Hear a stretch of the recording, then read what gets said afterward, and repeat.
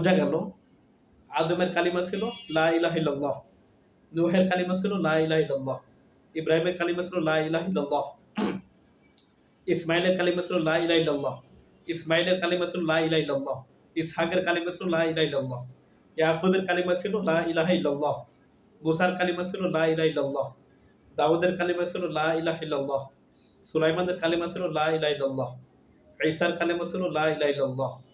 সমস্ত নবীদের কালিমা ছিল লা ইলাহা ইল্লাল্লাহ। আমাদের নবীর কালিমা ছিল লা ইলাহা ইল্লাল্লাহ এবং কিয়ামত পর্যন্ত সমস্ত উম্মতের কালেমা হলো লা ইলাহা ইল্লাল্লাহ। আল্লাহ ছাড়া সত্যিকার অর্থে কোনো ইলাহ নেই। লা ইলাহা ইল্লাল্লাহ এটা জান্নাতের চাবি। রাসূলুল্লাহ সাল্লাল্লাহু আলাইহি ওয়াসাল্লাম বলেছেন, মান ক্বালা লা ইলাহা ইল্লাল্লাহ হাক্কান দাখালাল জান্নাহ। যে ব্যক্তি হক আদায় করে লা ইলাহা ইল্লাল্লাহ বলবে সে জান্নাতে দাখিল হবে। ঠিক তদ্রুপ লা ইলাহা ইল্লাল্লাহ হচ্ছে সবচেয়ে বড় সাক্ষী।